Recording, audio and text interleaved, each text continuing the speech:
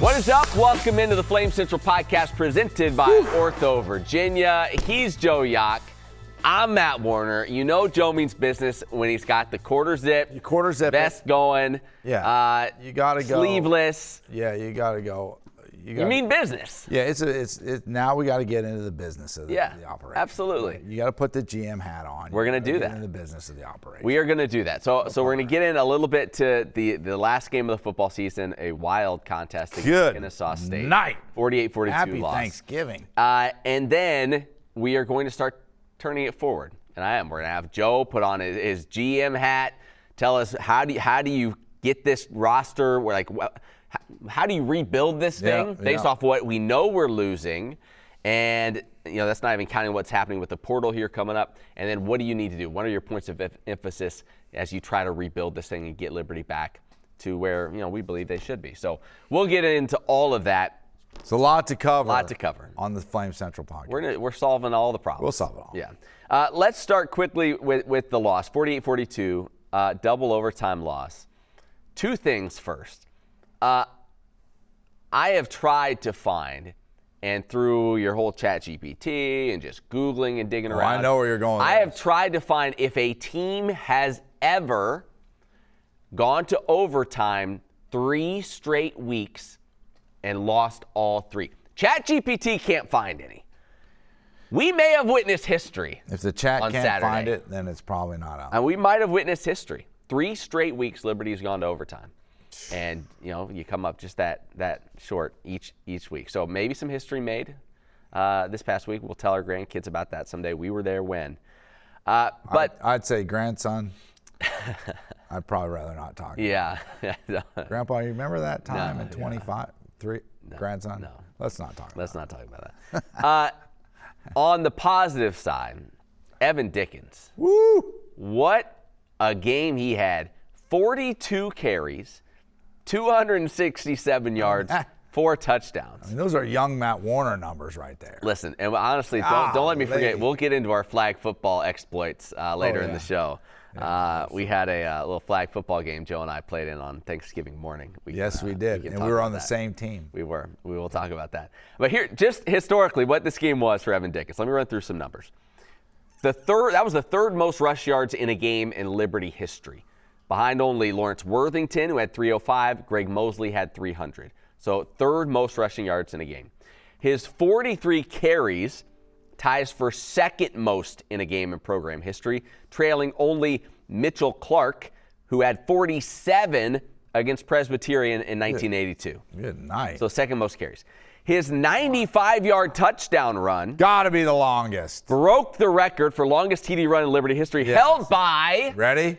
the great Chip Smith That boy Chip. against Ferrum in 1976. He went for 86 yards. Chip, records are made to be broken, and that is a long-standing record that was just broken. Yeah, 1976. That's crazy. 1976.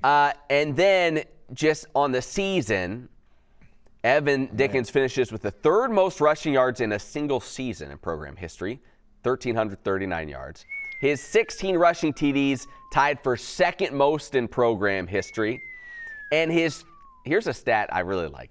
He had 3 200-yard rushing games this season. Do you know the career record, the most in a Liberty career, is 4? That's Dre Barnes. He had 4. Evan Dickens in 1 year, really in just the second half of the year, had 3. Wow. Like, unbelievable. Wow. All-time season. It's all-timer. And so when you put all that together, would it rank number 1 all-time? I mean, I would say close. I would say. I mean, come on. Yeah. Come on. I would even say that's got to be number 1 all-time. Longest runs. And you know what else is an impressive stat that I saw from him, and I believe, correct me if I'm wrong on this, didn't he average like 5.8 yards a carry? 6.2. Oh, excuse me. 6.2 on 43 carries. I was off 0.4. Yeah. 6.2 yards a carry. No, I was talking about for the season. Oh, yeah, that was in the ball game. Yeah. I'll pull here. I'll pull. I mean, that right there. That's almost 6 yards a carry, almost, or whatever. I mean, that's incredible.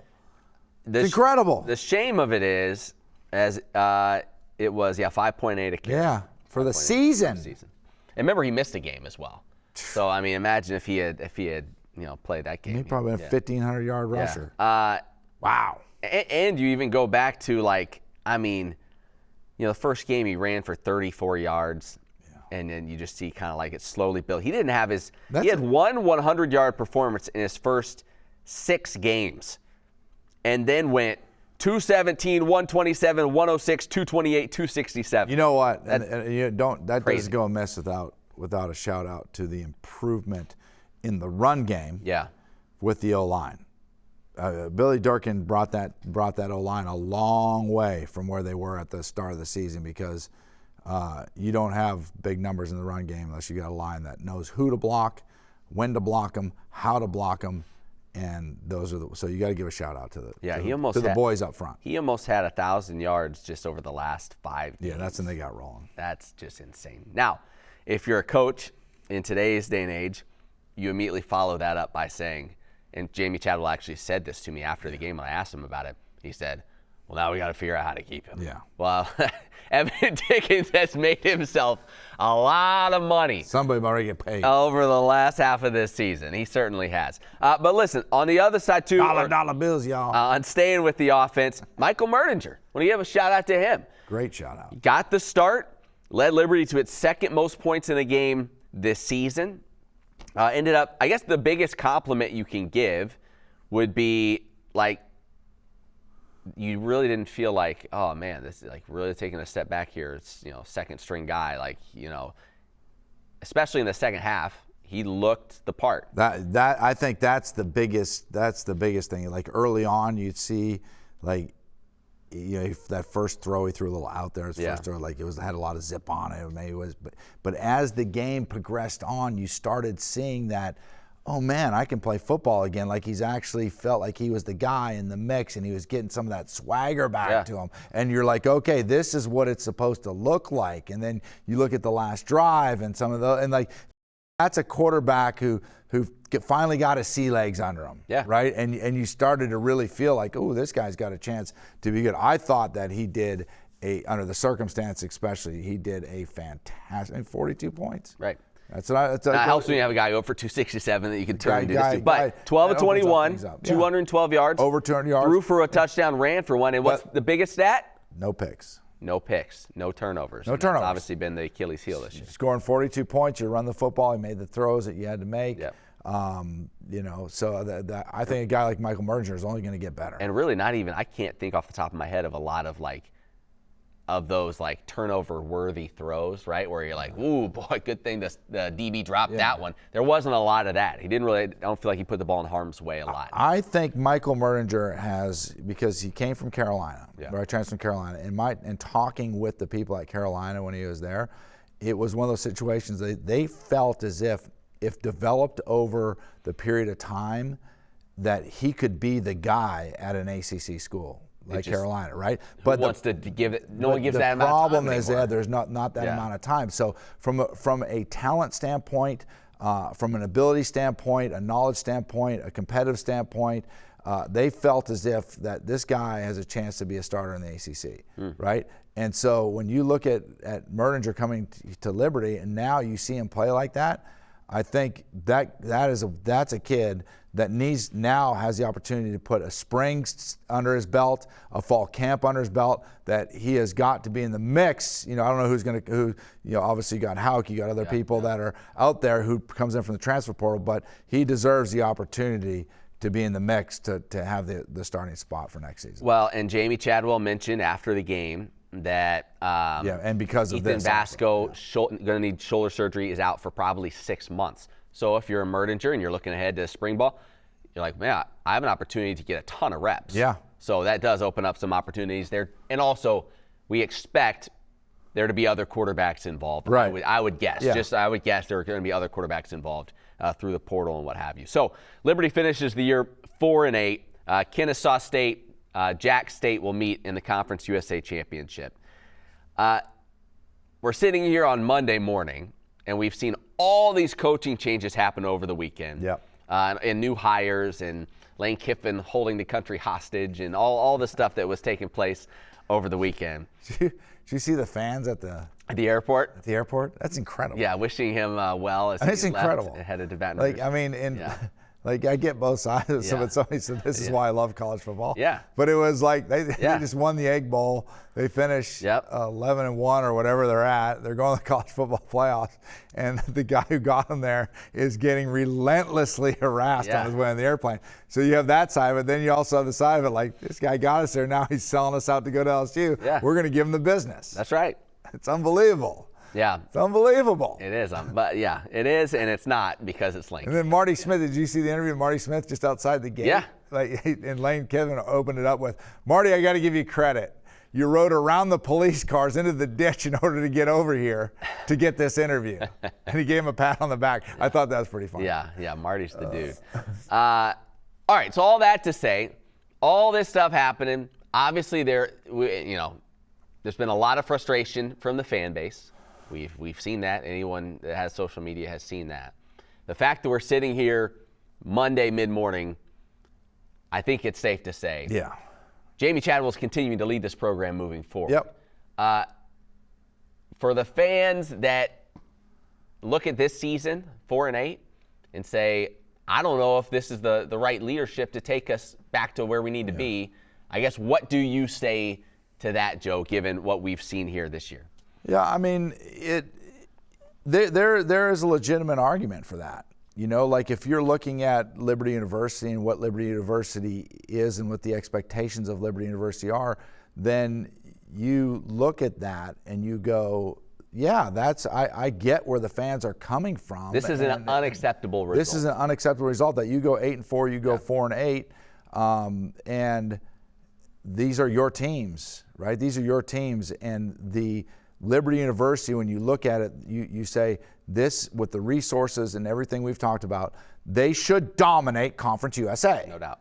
It should be a complete domination. Like you should be thinking about, okay, the only thing Liberty, the expectation at Liberty, which is a fair expectation, is the only thing that you should be thinking about is how are we moving on to the next conference so we can be more competitive and gain more respect and more opportunity on a national level. Yeah. That's that isn't up for debate. Yeah. There's too much that's gone into everything around here to say that isn't what is expected. Yeah. And so when it goes this bad and you're looking around and you go like, no, this can be done so much better and it deserves to be done so much better. Because end of conversation. Yeah. Like that's a fair point for those people that are out there. Okay? So I don't have a problem with that whatsoever. Now, the reality of it is, what is the best thing to do for Liberty University first and foremost, right? What's the best thing? If you're sitting in Ian McCaw, the people that make the administration that makes these decisions on what to do, you're always looking at what's best for Liberty. And with what is happened in the landscape of college football and the history of Jamey Chadwell and his staff as a coach, you look at it, and I think to myself personally that yes, they need to be given an opportunity of one more year to turn this thing around, because not to make excuses, but because, and other people have had to deal with all of this. Right. It's not like you're the only one. It's not like, oh, you're fighting an unfair battle, right? Every school's got to deal with this. But because of all the turmoil amongst college football, I think this offseason, with the clarity of one transfer portal, okay, with NIL clarity of, okay, here's the money, exactly what's available to you. Now, today we wake up, we start evaluating the talent that potentially could be out there. We go through the roster, we break it down position group by position group, we go through the administration, we go through every layer of the program and say, this is how we can get better, this is what we need to do in order to do what's best for Liberty University. Yeah. Has Jamey Chadwell's track record, and then when you look at his coaching staff, like I've been around a lot of coaches in my life, and I look at his coaching staff and I go, that dude's solid, that dude's solid, that dude's solid. There's a lot of solid coaches who are really good football coaches, but something's amiss right now. Something's wrong right now. And I think one of the key factors in doing that and organizing it and bringing it together and then building keeping the roster that you need and then building the roster that's going to clearly win you a conference championship and get your name in the national mix, right? That has to be done. But at the same time, you also have to understand that people will say, well, Jamey Chadwell needs to be this. Jamey Chadwell needs to be that. Jamey Chadwell needs to be Jamey Chadwell, right? He's been successful because of who he is as a person and who he is as a football coach. That doesn't need to change because those two things are very solid. He doesn't need to become something that he's not, and he and his staff know that. But what needs to be done is for them given the opportunity to dissect this roster, to dissect every aspect of the football program and say, all right, guys, we're in a short window right now, right? We got to get it right. And I really believe that they deserve that opportunity as a staff. You said, and they're in a short window. I think most people would probably, again, just from the outside, looking at the way this thing has trended, would agree with that. The challenge will be if you know you're in a short window, and Chadwell had a quote where he said, you don't just blow it up just to blow it up. Exactly, right. And that's the challenge, though, because if you're like, man, okay, here's where we need to make changes, well, then you're trying to make a change and trying to incorporate new staff members or philosophies or what have you, maybe it's schematically, whatever, in that short window. Right. That's hard to do. That's hard to bring in either a lot of new faces or new ideas and in 1 year say, like, we've got to make all of this work right now. That can be tough to do. Or you say, well, we're going to ride with what we have, hope that the continuity wins out, and maybe we just tweak a few things here or there, or maybe we just, a couple of the guys we thought were going to be productive for us, we just missed on, and we just identify a little bit better, and we're fine. So I think that's got to be part of the big decision-making process right now is, do you gamble and bring in maybe new faces, new coaches, new philosophies, or do you stick with continuity and hope that I was right the first time when I decided on this staff and when I built this thing and in what I believe in and what a football program should be, I'm going to stick with that and believe that that's going to win out in the end. Once again, what gives you the best opportunity to win next season? Like, do you want to lay on whether it's staff members, players, whatever it may be? Do you just want to throw a bunch of sacrificial lambs out there to say that you did something? Right? And maybe not. It may not be a sacrifice. Maybe it's like, oh no, this isn't a sacrificial lamb. This is a necessary change in order to make things better, right? But that's the decision that he needs to make. But with the devil's in the details, right? And when you start looking at how the season went, then you really got to get into the position groups. And you got to find a quarterback who's going to play and win you a lot of football games. Yeah. You got to find the tackle positions that are high-level football players that can protect the quarterback, and you can throw the ball consistently with that quarterback, right? So you got to find a big-time, big play receiver who can stretch the field and make explosive plays, play after play, and that can dominate a football game. You get into the details of what's going on here. Defensively, you got to find two corners that can lock people down. Right.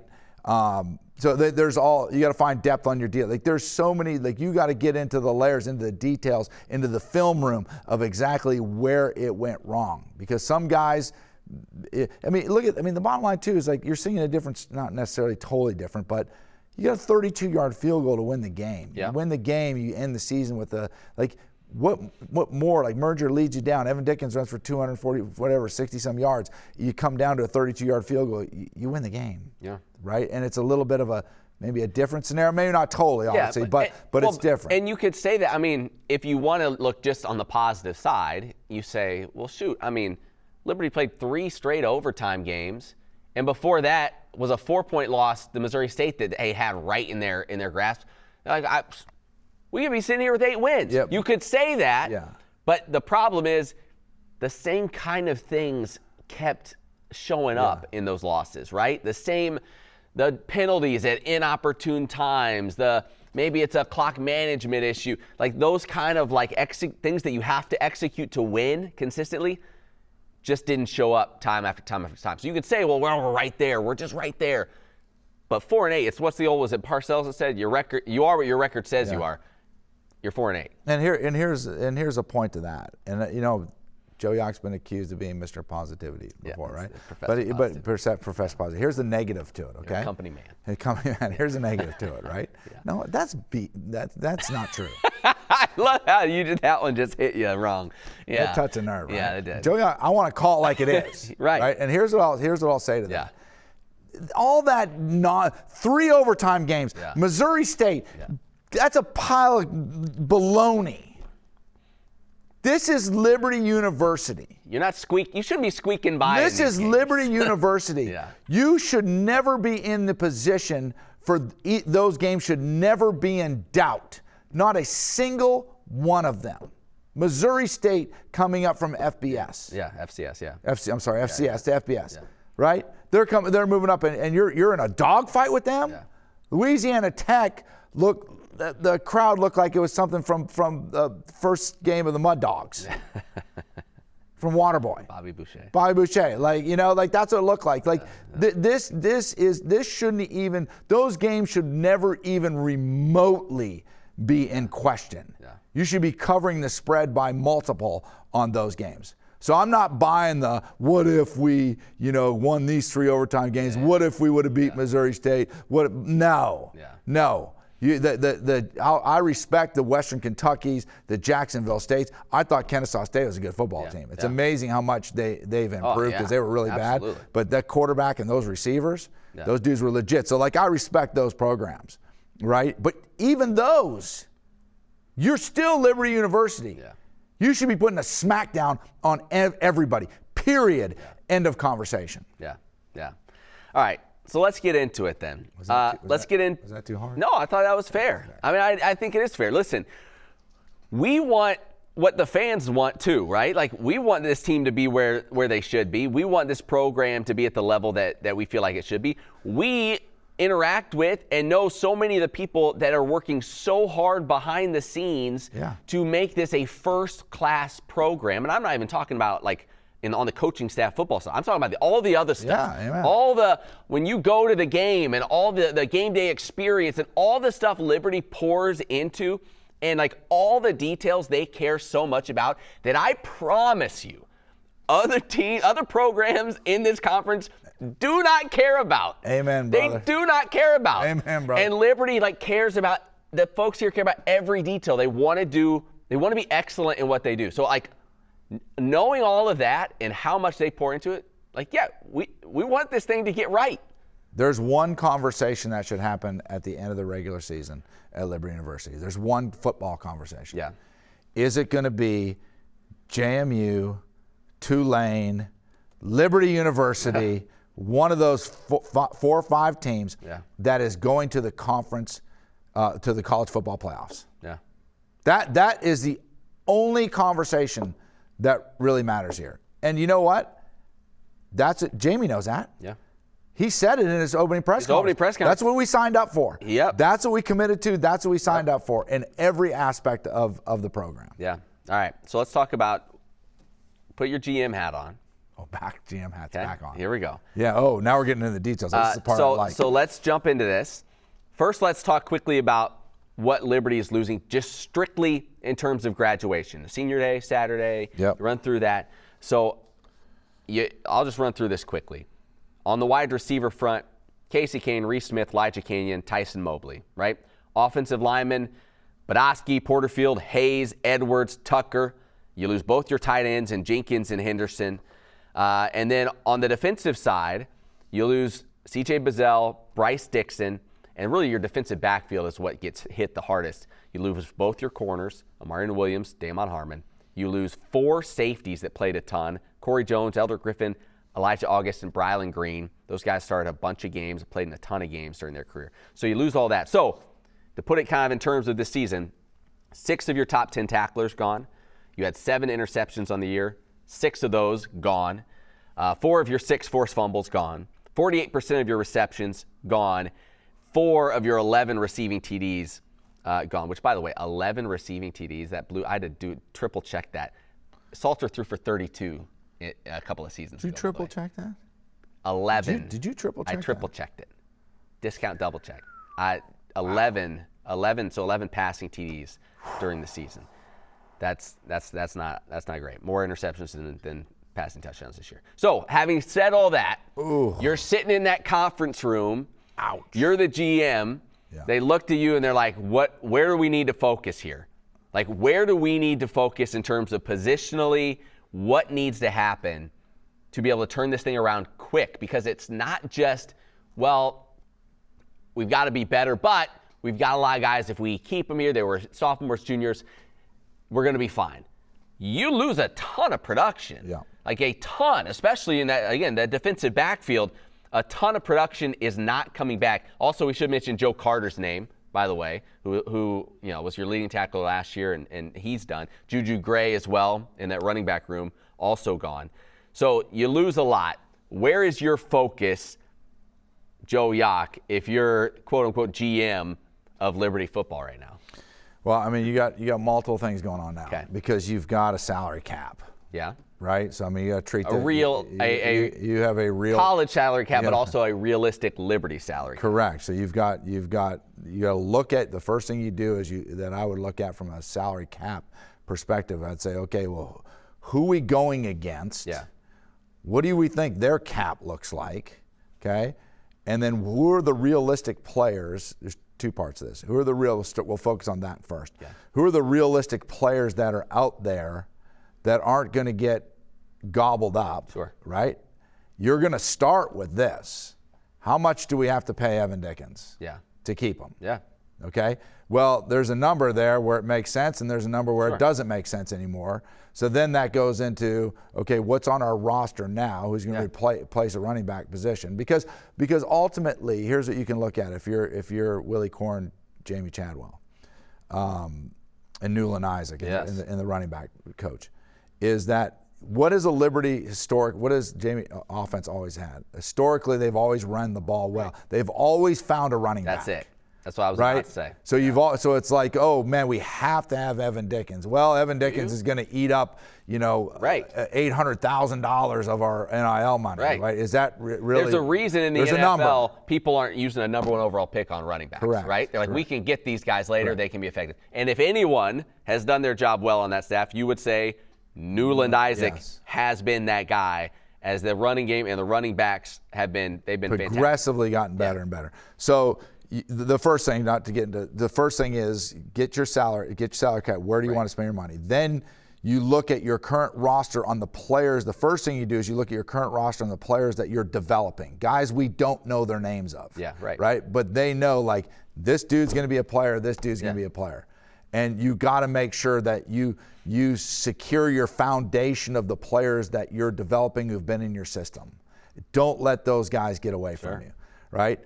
Then you look at, you've got to address, first and foremost, you've got to get two bookends at the tackles, especially the left tackle. Yeah. You've got to get that left tackle. You got to get out, and those guys are as hard to get as anybody because all the really good ones get gobbled up by the Power 5 schools, right? But there's somebody out there, and the evaluation that's going to need to go in to helping with the offensive line with the evaluators and Coach Durkin might be that right there in itself.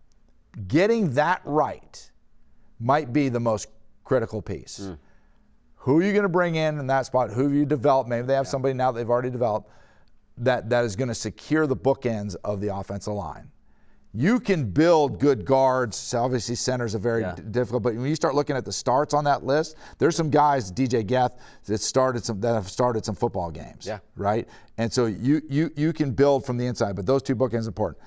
Then obviously, number one priority on the list is whoever that guy is who's on your current roster or somebody in the transfer portal, you got to get the quarterback position right. Have to. That's it. Have to. You have to. Here's what I'd say. This is I think you have foundational pieces. You have to get your foundational pieces correct, right? Then the next step is you got to get your superstars correct. Yeah. Who are going to be your superstars? Yeah. Outside of Evan Dickens, right? There are no superstars on this roster. where you're like, dude, you got to get your quarterback a superstar, and you got to find a superstar wide receiver on the offensive side of the ball. If you can run the football, get your tackles right, you can build on the inside, you don't have to go crazy on the inside.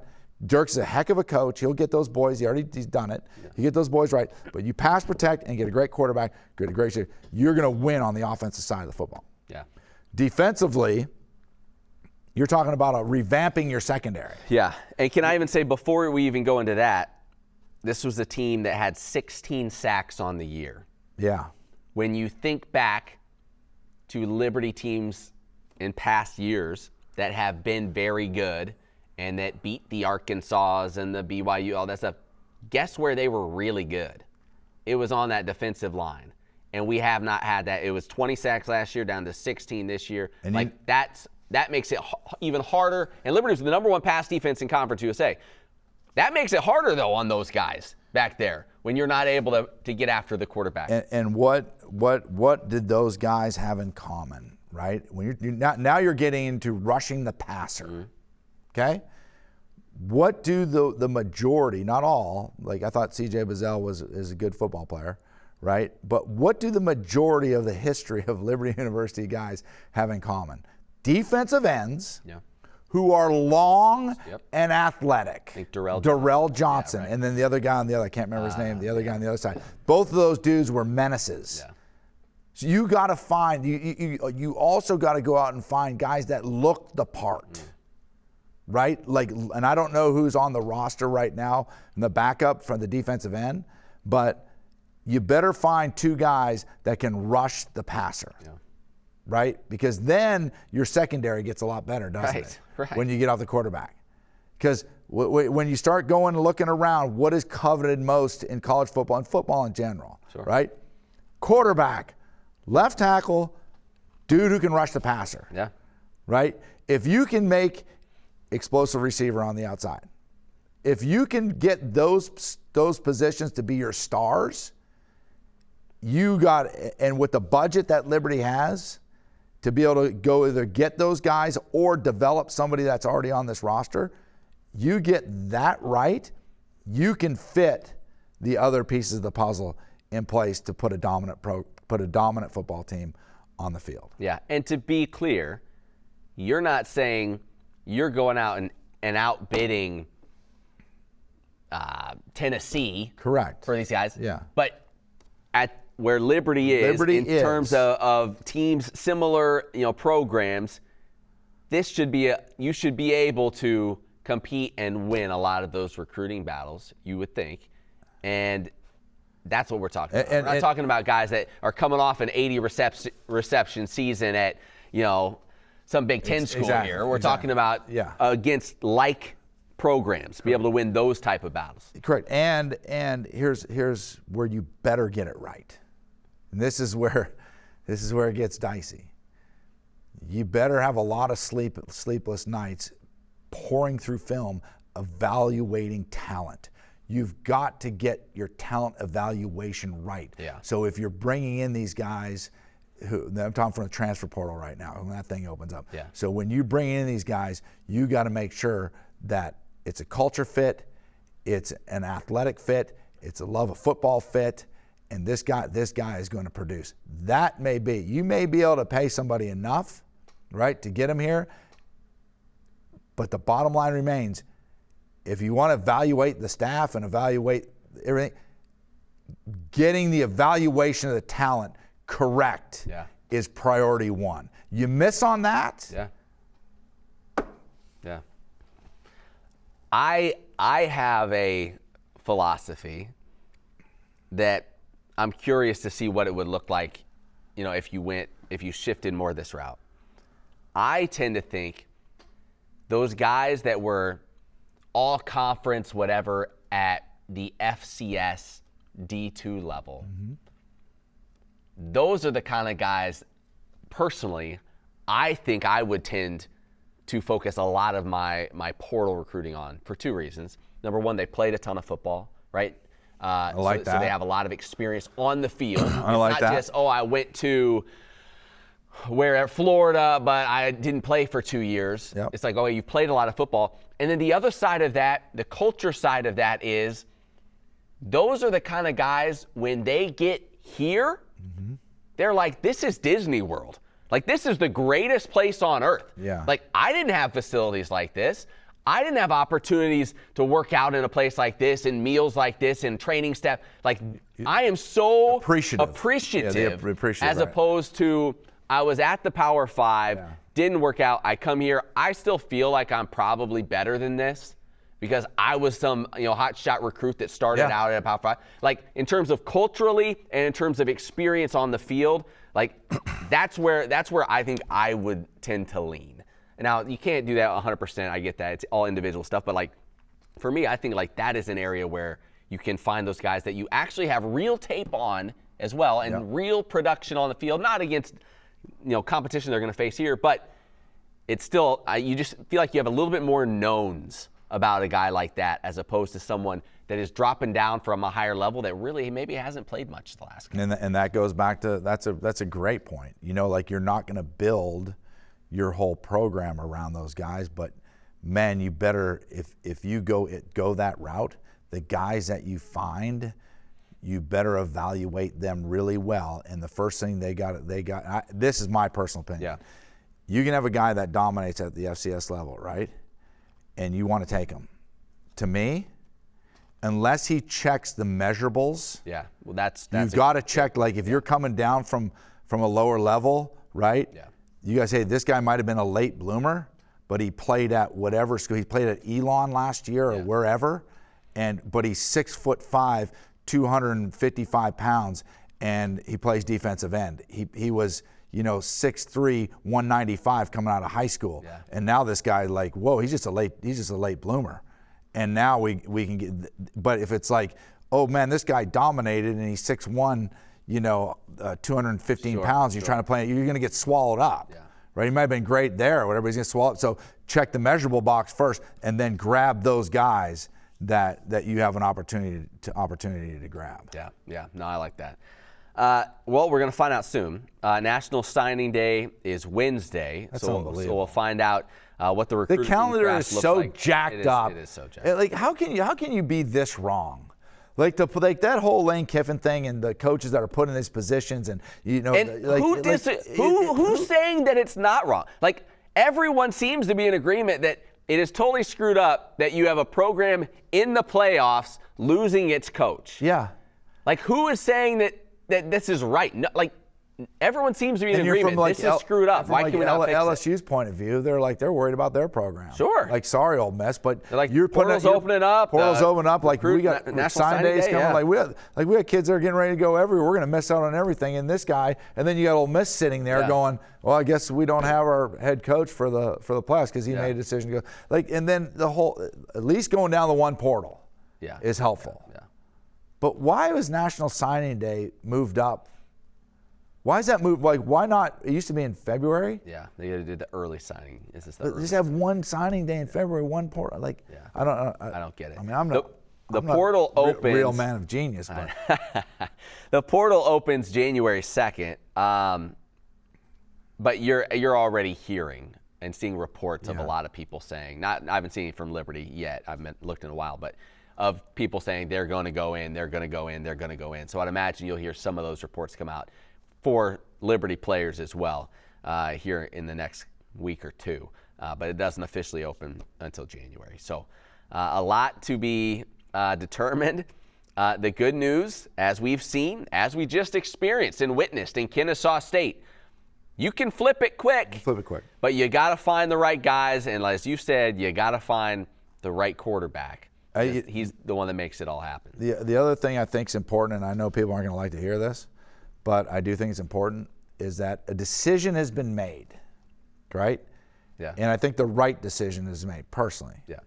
Keeping Coach Chadwell, his staff, is the right decision, and that decision has been made. Is Liberty, I understand it's on a short rope, but Liberty fans who are against that decision need to support that decision and get behind the football team, because having everybody on board and moving the boat in the right direction is important.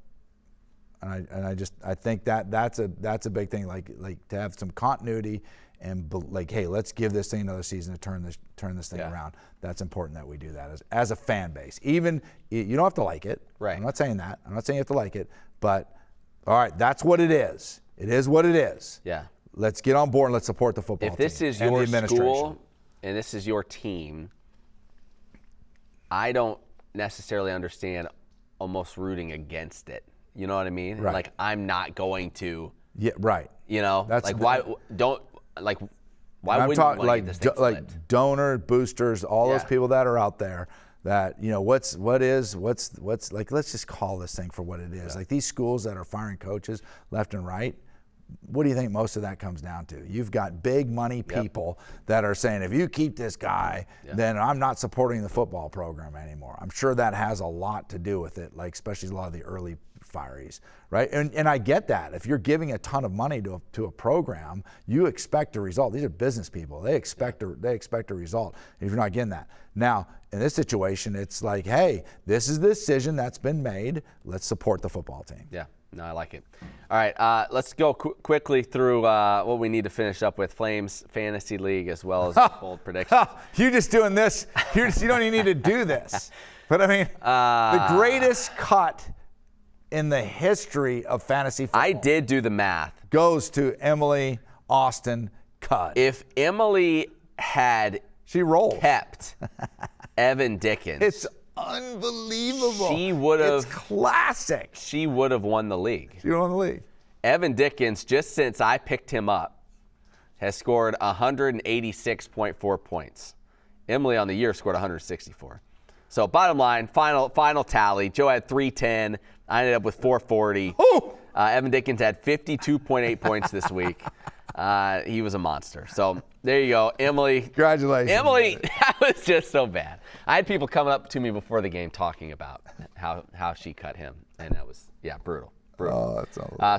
So congratulations, I claim buddy. thank you. The Flames proud Fantasy of you. Trophy, thank you. And then in the bold predictions as well, the Snell scoring system. I mean, I had the Flames winning. I mean, I had to. You did. Yeah. You did. I was sitting there watching that field goal, going, Jeff Snell. I know I've lost, but chalk me up for that final one. I ended up winning with 10.5 total points to Emily's 10. So how did you beat her by a half point? I think if we had the same, if it ended up being the same total, he split a point. Okay. I think that's what it was. Maybe you won one week and Emily and I tied for a second, so we split. That's not the Matt Warner scoring system. That's the Jeff Snell scoring system. Your I don't get into off. the minutia you're not involved. of the Jeff Snell scoring system. I need to go skiing with Jeff Snell. I know. He wants you to go with him. Yeah, we got to Montana that way. Me and Jeffrey ought to just shred it up on the slopes. He said that actually in his email this week. He said there, look out past, getting some powder. It's opening up this weekend. He's like, let's go. So reach out to Jeff. So the trophy up here, I'll keep that for a third straight year, three-peat. Not a big deal. I won last year. Not in the. Oh, Snell. Yes, not in Snell. Quickly, a couple other things. Women's basketball won both their games at the Navy Classic in Annapolis. There you go, Hoops. So good job by them. They're 5-2 now on the season. But Richie's not walking home happy right now. Not a strong finish I for the men. I watched the second game. Can I give you? Missed the Towson game, but then watched. Can I give you really quickly my synopsis give it of to me. basketball and what I've seen so far this year? I know we've been heavy football. You gotta get your boy back. They missed Owen Aquino more than they thought. He was the one that transferred out. Just toughness, rebounding, rim protection. They don't really have that right now. Yeah. Isaiah Enan's health may be the biggest factor in terms of what this team can become. Yeah. His length. Same with getting, Josh Smith is getting healthier. What's the deal with him? I mean, what's the scoop? So it was the knee injury last year, right? He's rehabbed. Then he's yeah. tweaked some other stuff along the way. Yeah. It sounds like he's very close. Okay. Just from watching the games, he actually dressed these games. He hadn't done that before. I'm told he was going through workouts pre-game. Okay. So it sounds like he's very close. Okay. I'll be interested to see when they play Saturday here at home against Coppin State, if they play him some then, because after that is NC State. You'd love to have him for that contest. So I think Liberty's ceiling on the whole this season determined by three things. Enan's health. Yep. Because that also allows J.J. Harper to not have to guard 6'10" guys. I mean, that just makes him a different basketball team. Absolutely. Yeah.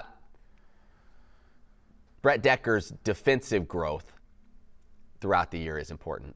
You're starting to see, especially in that last game against Bradley, like they were looking for him on the defensive end. And as great as he's been offensively, that's an area where he can continue to get better. And then just finding a couple of those bench pieces, which if you get Enan back, that kind of gives you a little bit more length to your roster, and you start getting maybe a little bit more production. Yeah, Enan back changes everything. But that's a lot, because it's hard to ask Zach Cleveland to do everything on the offensive end. He's the maestro running everything, and then be like, now we need you to go and just bang in the post for 35. It'll help. It'll help a lot. It'll help a lot. So hopefully he's able to get back and be healthy. Get him healthy, get him strong. And get right. All right, quickly, mailbag. We got one from Matt Lilly. He sent us a great picture of his little baby son, Bo, alongside a Flame Central podcast mug. Yeah, you got it up. Let me see it. Let me see here. Let me see Bo. Pull it up where you can. Let me see Bo. There's Bo. Right oh, he's a cute little devil. Kid. So he said. Look at that. He said future. Hey, Bo. What did he say? He said a future center fielder, shortstop, quarterback, whatever. I love it, Bo. He said, what's his last name? Lilly. Bo Lilly. Good night. That just sounds like a baller. That's right. That's right. He said, and he hopes that no one had to endure Cajun chutney for Thanksgiving. So he did say that. We did make it through Cajun chutney. Cajun chutney. Yes. Yeah. I saw a guy right there. Yeah. There's Bo. Look at Bo. Yeah, cute little guy. Mug, I saw a guy at Sheetz today when I was filling up my gas tank, and he had camouflage overalls on. He's filling up beside me. Yeah. And he got out of the car, and I said, "What's up, Bo?" I did. He said, "Hey, Bo, what's up?" Bo. Yeah, Bo's just a great name. Yeah, you can call everybody Bo. Yeah, Bo. So what up, Bo? Bo Chuck. We're hitting all the good names. names. Love it. All right. Anything else we need to get to? You all good? I will say this. It sounds like we are going to have, let's just call it, we won't give it away, a high-profile interview for next This is one podcast that Joe Yock is excited about. Not football related. I'll just throw that out. Not football related. Folks, hold on. High-profile interview. Hold on to your bootstraps. This one's gonna get. You have that to look forward to on next week's podcast, assuming it all works. Fast. Yeah, it should be fun. Be fun. Anything else though? Excited for National Signing Day Wednesday. Let's see go. kind of what Liberty is able to bring in. Let's go, baby. And then it's all portal and trying to figure out what's going to happen there as we wind down the end of the year. I guess last thing I do want to mention, we teased the flag football game. Oh, yeah. We played in a flag football game at Liberty's Indoor Multipurpose Center Thanksgiving morning. Yeah. Joe and I were on the same team. Yeah. We don't need to get into the final score and what that looked like. Here's all I'll say. There was a moment, and I think everyone there will probably never forget this, where Joe was playing quarterback. I was lined up receiver. Yeah. He threw one up, back corner of the end zone, 3 defenders around me. Blanketed. And I rose up. Just a perfect ball. He throws a catchable ball, I'll say that. I rise up over 3 defenders, haul it in for the score. For 6. And does anyone remember if the Giants won when Odell Beckham caught that one? No one remembers. Like, the final scores are irrelevant. Yeah, exactly. It's the moment. It's the playmakers that make plays. It's that single moment that everyone will always remember. I was so impressed. There's 2 things that went on right there. Okay. There are a couple things. One, that when you're under duress, and I think I may have gotten blitzed on that play. I think you did. When you're under duress, your mind has to go fast, and immediately in my mind you go playmakers. Yeah. That's what you think. You don't scan the field. Yeah. You always know before the ball snapped. If they blitz me, I want to know where my playmakers are. Playmaker, Matt Warner. Right. Throw the ball up and let your player go make plays. And that's exactly what you do. And I was and I'm not joking about this. I was thoroughly impressed at how you went up after how you got up in the air after that ball, and then how you you did what you do. You attacked that ball. High-pointed that thing. You high-pointed with anger. Yeah. There was anger. That ball was your ball. Now, let's also add this in, Matt. I also threw a bomb to you down the sidelines where you went like 70 yards for a touchdown, and Rambo jumped off sides, and they called it back on us. It was eerily similar to a few plays we've seen throughout the football season. I thought we were watching Liberty Jack State again. Yeah. But bomb down side, touchdown. Yeah. And, did I throw 6 interceptions? That might have happened. It happened. Okay? It happened. But have we seen those things happen? Yes. Listen, all I know is when you are under the most stress, you turn to your most deeply held convictions. And for you, that was looking my way. And when I hit you on the bomb that got called offside and caught it in stride and went 70. Yeah. As I was chasing after you to the end zone, I was yelling out, America's broadcasting. That's right. America's broadcasting. That's right. And then we get a flag. Yeah. Unbelievable. That really killed. We won't get into it, but that kind of killed all our momentum. We did throw a lot of interceptions. We both threw a lot of interceptions. It was not great. But I had a good time. Yeah, it was fun. It was fun. It was a lot of fun. All right. We're about out of time for this week. As always, if you have any mailbag questions, maybe you've heard our thoughts on what this football program should look like going forward, and you're like, I've got a few thoughts of my own here. Let us know, flamecentral@liberty.edu. Best questions, we will send a mug your way. We've still got some. We'll send them out to you. I try to send one out every week. So feel free to hit us up, flamecentral@liberty.edu. Can I say one more thing about the Turkey Bowl? Ryan Barr, who played on the other team, I don't know if the Flames are looking for an offbeat quarterback that might have a year eligibility left, but Ryan Barr who works here at Liberty, is a phenomenal quarterback. And he'll tell you about it. I mean, that dude, the biggest, I heard these words come out. I heard these words, and I feel sorry for that guy. His parents wouldn't let him play football. Yeah, what a shame. Oh, he's 6'5". He can run. He's got a cannon on him. That guy would have been a big-time quarterback. I mean, and I don't need to pump his ego up anymore, but I'll just call it like it is. Barr can play. Yeah. Too bad he shredded us. Too bad he wasted everything. Just a wasted. I mean, his number one claim to fame now is a JPL champion pickleball player. Yeah, and that's it. That's it. All right. Hey, he's Joe Young. I'm Matt Warner. Thank you so much for watching this week. We'll see you right back. Go Flames! Special guest next Monday. Ring, ring.